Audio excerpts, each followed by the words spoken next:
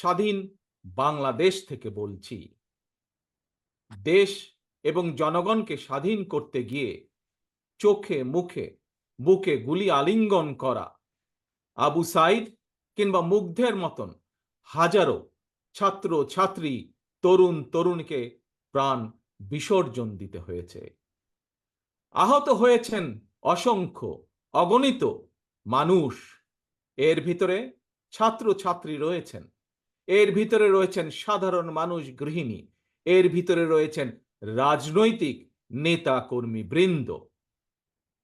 গণতন্ত্রের বিজয়ের ইতিহাসের এই মানুষগুলোর স্মরণীয় হয়ে থাকবেন।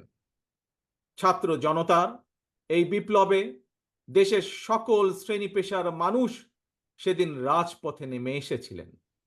আজ মুক্ত স্বাধীন প্রিয় বাংলাদেশ, প্রিয় বাংলাদেশের সাহসী ছাত্র জনতাকে বিরচিত অভিনন্দন। প্রিয় দেশবাসী, আপনাদের ঐক্যবদ্ধ আন্দোলনে গণহত্যাকারী হাসিনা দেশ ছেড়ে পালিয়েছে। প্রমাণ হয়েছে আবারও মুক্তিযুদ্ধের বাংলাদেশ কখনো পরাজয় মানে না, মানতে পারে না এবং মানবে না। বাংলাদেশের পক্ষের শক্তি ঐক্যবদ্ধ থাকলে কোনো অপশক্তি বাংলাদেশকে দমিয়ে রাখতে পারবে না ইনশাআল্লাহ।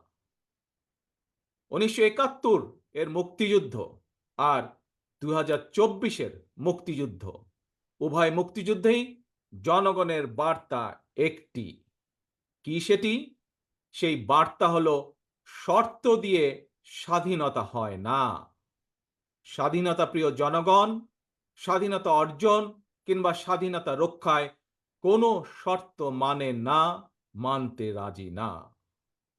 গণহত্যাকারী স্বৈরাচারী হাসিনা পালিয়ে যাবার পরে বাংলাদেশ থেকে, প্রিয় বাংলাদেশ থেকে আমি যত মানুষের সাথে কথা বলেছি, প্রতিটি মানুষ অনুভূতি প্রকাশের প্রথম উচ্চারণ ছিল বাংলাদেশ স্বাধীন হয়েছে।